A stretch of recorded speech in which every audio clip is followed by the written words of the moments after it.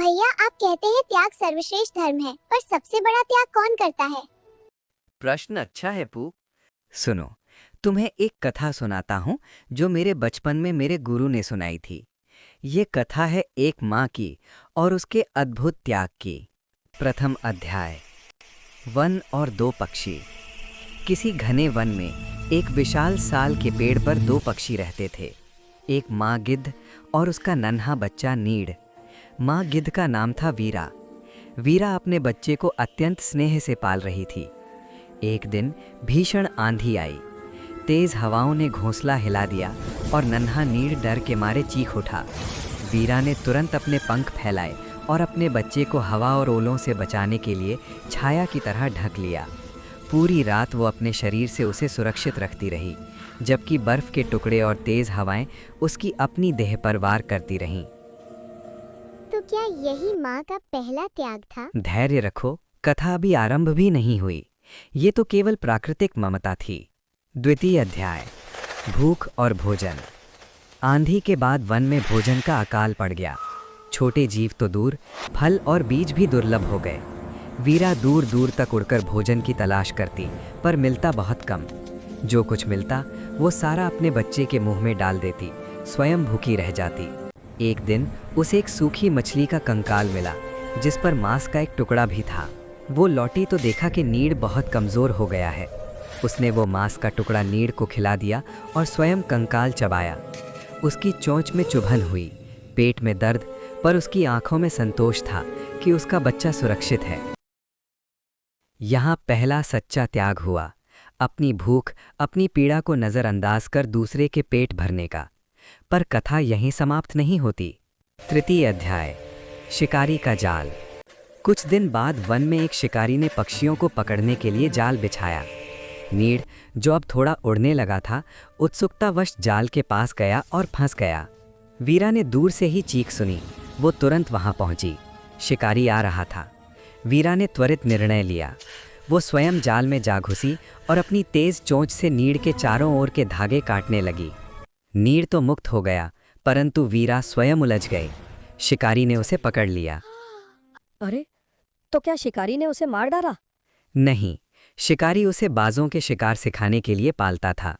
उसने वीरा को पिंजरे में डाल दिया। और यहीं आता है त्याग का सबसे कठिन और आश्चर्यजनक अध्याय।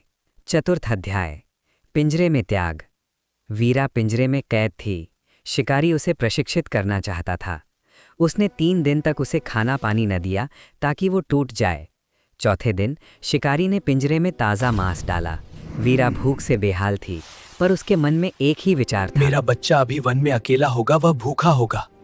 तब वीरा ने एक अद्भुत कार्य किया।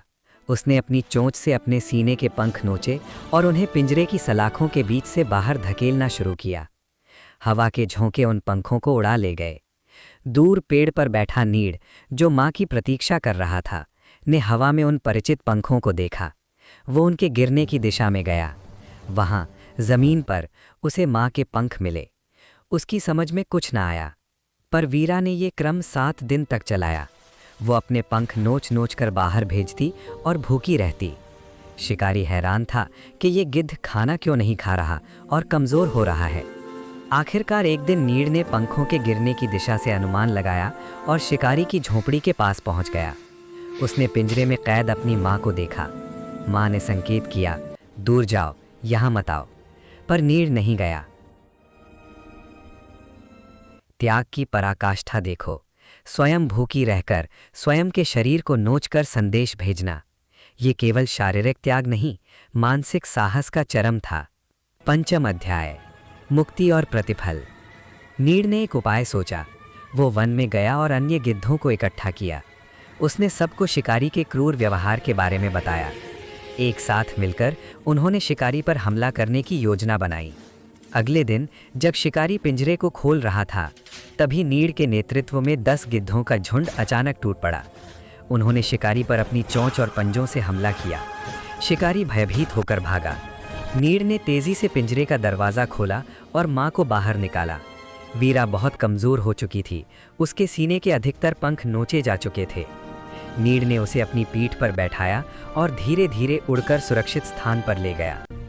धीरे धीरे वीरा के पंख फिर से उगाए और नीड ने अब अपनी माँ की देखभाल की, जैसे उसने उसकी की थी। और इस प्रकार माँ के त्याग ने न केवल अपने बच्चे की जान बचाई, बल्कि उसके हृदय में इतना गहरा संस्कार डाला कि वो बदले में सेवा और साहस के लिए प्रेरित हुआ। त्याग का ये चक्र पूरा हुआ। भैया, तो इसका अर्थ है कि सबसे बड़ा त्याग वह है जो निस्वार्थ हो, जो दिखावे के लिए न हो और जिसमें स्वयं के लिए कुछ भी अपेक्षा न हो। हाँ जयेश, माँ का त्याग वो अग्नि परीक्षा है जिसमें स्वयं जलकर दूसरे को जीवन दिया जाता है। ये नदी के समान है, स्वयं बहकर सबको तृप्त करती है। पंचतंत्र की ये कथा केवल पक्षियों की नहीं, हर उस प्राणी की है जो मातृत्व का भाव रखता है। त्याग ही वो सूत्र है जो सृष्टि के ताने बाने को बांधे रखता है। सीख, सच्चा त्याग कभी व्यर्थ नहीं जाता। वो एक बीज की तरह है जो अंकुरित होकर वट वृक्ष बनता है और अनेक पीढ़ियों को छाया प्रदान करता है। माँ का हृदय ही त्याग का सबसे बड़ा पाठशाला है, जहाँ प्रेम और देना ही एकमात्र भाषा है। अगर आपको ये कहानी और इसकी सीख पसंद आई तो वीडियो को लाइक ज़रूर करें, अपने दोस्तों और फैमिली के साथ शेयर करें ताकि वो भी ये सबक ले सकें। नई कहानी के साथ जल्द मिलते हैं। शुक्रिया।